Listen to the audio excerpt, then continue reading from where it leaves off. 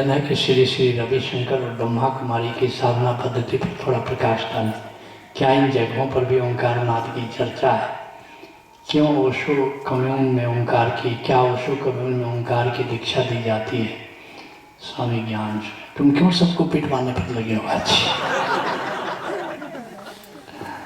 Shri Shri Ravishankar,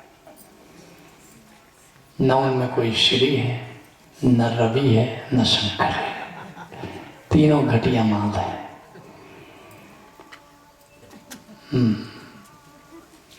art of living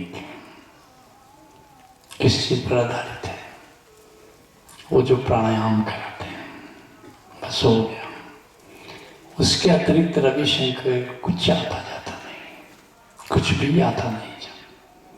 न तो उनको कोई ओंकार का ज्ञान है, न तो कोई ब्रह्म का ज्ञान है, न तो कोई आनंद का ज्ञान है। लेकिन ये जमाना जो है एडवर्टीजमेंट का है, विज्ञापन का है। बोलने की कला अगर तुम्हारे पास है तो लोग 1,00,000 2,00,000 लोगों को बुद्धू बनाने में कुछ लगता नहीं। लोग बुद्धू बनने के लिए तैयार है। रविशंकर तो चलो फिर भी कुछ तो कराते हैं, कुछ अच्छी अच्छी बातें तो करते हैं, अपनी ओर से लोगों को ठग नहीं रहे। उनके पास है ही नहीं बेचारे के पास देने को, तो देवी ने लोग 3 साल 4 साल 5 साल होते होते समझ जाते हैं कि आदमी खाली है। लेकिन रविशंकर के प्रति मेरे मन में आदर है, वो ठग नहीं रहे किसी को। हाँ, माल ही नहीं है बेचारा तो देगा कहाँ से। लेकिन एक से एक बड़े ठग मौजूद है। एक कुमार स्वामी है, कितने लोगों ने नाम सुना है? ओशो के शिष्य, कुछ मिला उला नहीं।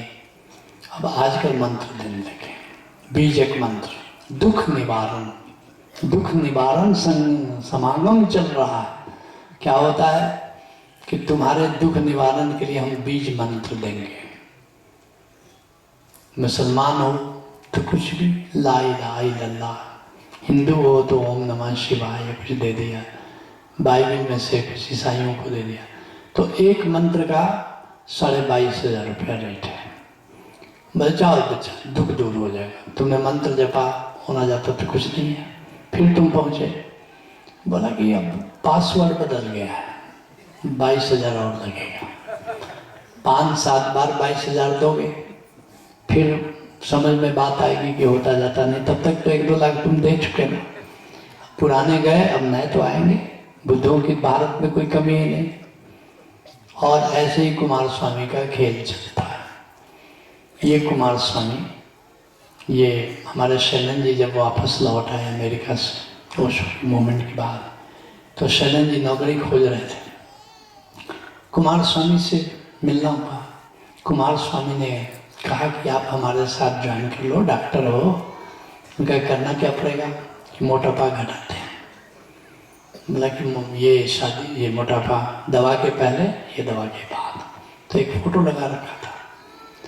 तो शरण जी जैसे ऑफिस में घुस रहे थे, वो महिला दिखाई पड़ी थी। तो बड़ी मोटी महिला थी, उसी का चित्र था। ये दवा के पहले मोटी सी, दवा के बाद दुबली सी। शरण ने कहा कि कुमार स्वामी, अभी अभी वो महिला दिखाई पड़ी थी, वो तो अभी भी मोटी है। बोला चुप चुप, वो शादी के पहले वाली तस्वीर मैंने बाद में दिखा दी। ऐसा भयानक ठग। लेकिन लोग ठगे जा रहे हैं, बड़ी खुशी से ठगे जा रहे हैं। अपना हिंदुस्तान है, किसी को ठग सकते हैं। एक दूसरा है, कुमार स्वामी भी चलो थोड़ा ठीक है। एक निर्मल बाबा आया है। माय गॉड, मैं सुनता हूँ कभी कभी, चैनल गलती से लग जाता। हाँ, तो आपकी क्या तकलीफ है? वो बोले कि मेरी नौकरी नहीं लगी। अच्छा, पिछली बार समोसा कब खाया था? सरेआम लूट रहा है, चैनल वाले भी कर सरेआम। और लोग हैं गजब के लोग हैं। हिंदुस्तान इतने बेवकूफ़ों का देश हो सकता है, मैं सोच ही नहीं सकता। हाँ, कब समोसा पिछली बार खाया था? बोला कि बाबा 6-7 महीना पहले खाया था। वही तेरे दुख का कारण है। खबरदार, अब समोसा नहीं, जाके जलेबी खा लो, बिल्कुल ठीक हो जाएगा। हाँ बाबा, वाह बाबा, मिल गया सोल्यूशन। अरे भाई, इस देश को क्या हो गया है, क्या हो गया है? और वो लोग जो जमा होते हैं समागम में, क्या भक्ति है। तुम तो यहाँ बैठ करके कोई भक्ति मेरे प्रति रखते नहीं, हाँ करते हो, हम भी हाँ, मैं भी नहीं चाहता हूँ कि तुम सीरियस होके बैठो, तुम्हारे दांत दिखते हैं तो मुझे बहुत अच्छा लगता है। वहां तो किसी का दांत दिखता ही नहीं, तुम देखना समागम में एक दांत दिखने वाला व्यक्ति नहीं, कोई हंसता है नहीं कोई कुछ करता है, सब गंभीर होकर बैठे। निरोल बाबा किसी को समोसा से दूर कर रहा है, दुख किसी को जलेबी से दुख दूर कर। क्या देश है, क्या लोग है। रविशंकर ऐसा कुछ तो नहीं कर रहे ना, प्रज्ञा की बातें बता रहे हैं, समझ की बातें बता रहे हैं। हाँ, प्रज्ञा की अच्छी अच्छी बता रहे, तो वो प्रज्ञा हम लोग को ग्रहण कर लेना है जो उनको आता है। जहाँ तक साधना की बात है, उनका एक बंदा आया जो ब्रजकिशोर, उनका चीफ मुख्य है रविशंकर के बाद। हमारे यहाँ ध्यान समाधि किया, सुरति समाधि किया। जाके रविशंकर को कहा कि थोड़ा आर्ट ऑफ लिविंग करते करते थोड़ा लोग बोर हो रहे हैं, थोड़ा आगे का कुछ प्रोग्राम इंट्रोड्यूस किया जाए। रविशंकर ने कहा कि आगे का क्या कुछ तुम्हारे दिमाग में है। मतलब ओशोधारा से गए थे तो वे लोग थोड़ा सभी योगों के बारे में बताते हैं, तो उन्होंने कहा ठीक है, इसको एडवांस प्रोग्राम के नाम पर चला दो। अब वहाँ आर्ट ऑफ लिविंग में एडवांस प्रोग्राम के नाम से हम लोग की समाधि प्रज्ञा चलती। लेकिन ओंकार दीक्षा, वो भी बंदा तो ओथ में था, तो उसने इतनी ईमानदारी बरती कि उनको वो अनाहत नाद वाली बात नहीं बताया। फिर उसने दिया उनको कैसे, पहले ज़माने में वो कैसे था, अब बुद्धम शरणम गया, बोशो शरणम गच्छामि। अब आर्ट ऑफ लिविंग के जहाँ भी प्रोग्राम होते हैं कैसेट हमारा बजता है, बुद्धम शरणम गच्छामि। अब एक बंदा आ गया, अजनाला का एक डॉक्टर है, बरनाला क्या अजना बरनाला एक डॉक्टर में आता है, कहाँ का है, बरनाला का है, अविनाश, हाँ डॉक्टर अविनाश। उसने कहा, बहुत गुस्से में था, पहली बार आया था, क्यों भाई अविनाश बड़े गुस्से में दिख रहा, आप लोग आर्ट ऑफ लिविंग का बुद्धम शरणम गच्छामि चोरी करके बजाते हैं और कहते भी नहीं है। हमने कहा कि अविनाश, अरे चोरी तो रविशंकर ने की है, माल हमारा है और तू वहां बजा रहा है, तुम हामी को चोर कहते हो। तो ऐसे खेल चल रहा है, अपना माल है ही नहीं कुछ। वे खुद भी महर्षि महेश योगी के सेक्रेटरी थे। बाद में देखा कि महर्षि महेश योगी, सारी दुनिया मर रही है, महर्षि योगी ट्रांसडेंटल मेडिटेशन के नाम मंत्र जाप कराते थे। रविशंकर ने कहा कि ये जो महर्षि महेश योगी के से बढ़िया काम तो हम कर सकते हैं, इनके पास तो कुछ भी नहीं है। बस वो सेक्रेटरी से रिजाइन करके अपना धंधा शुरू कर दिया। कांटेक्ट होता ही, सारी दुनिया में कांटेक्ट हो गया था। ये खेल चल रहा है, गलती मेरी नहीं, तुमने रविशंकर की बेकार में पिटवाई करा दी मेरे से। दूसरा, आप किसको पिटवाना है, ब्रह्मा को। ब्रह्मा कुमार, क्या खेल है इनका। मैं धनबाद रहता था, खूब आदत थी, तो मुझे पता चला कि ब्रह्मा कुमारी वो लोग ध्यान कराते हैं। चलो भी, मैं भी पहुंच गया। वे लोग एक अंधेरे कमरे में ले गए, उन्होंने कहा कि आपको हम ब्रह्म का दर्शन कराएंगे। मैंने कहा तो बड़ी प्यारी बात है। तो बिल्कुल अंधेरा था, आँख बंद करो, आँख बंद किया तो एकदम उजाला हो गया। कहा यही ब्रह्म की ज्योति है, इस पर ध्यान करना। अब बिहार का आदमी, वो भी आरा जिला का, वो भी कर्मा गांव का, हमको लगा कि ये उजाला हुआ कैसे। बहुत मना किया था कि आंख मत खोलना, आंख मत खोलना, नहीं तो अंधे हो जाओगे। हमने कहा कि अंधे ही तो हो जाएगा, ये हुआ कैसे। जैसे मैंने आंख खोली, एक हाथ का टॉर्च जल रहा था। हमने कहा ये ब्रह्म का प्रकाश, कर क्या रहा है। उनका कि गलती क्षमा, ये बात किसी से कहना नहीं। अब इसके हो गए 40 साल, अब कहने कोई हर्जा नहीं है। मैंने उनको ये भेद अपने ही तक रखा। आज कह दे रहा हूँ तुमको, स्त्री पुरुष कहते हैं ये काम, ये छोड़ो, दोनों को भाई बहन बना देते हैं। अब भाई बहन बना दिया, दोनों साथ रहेंगे, कब दिमाग खराब हो जाए तो एक को कलकत्ता भेज देते, एक को बम्बई भेज देते, हो गया। ये है ब्रह्मा कुमारी का खेल। कुछ भी एक कहानी कर दिया। क्या कहानी कर दिया, जो आएंगे ब्रह्मा कुमारी में वो चले जाएंगे वैकुंठ, और जो ब्रह्मा कुमारी में नहीं आएंगे वे जाएंगे नरक। कहते हैं अब थोड़ा सा वर्ष बाकी है।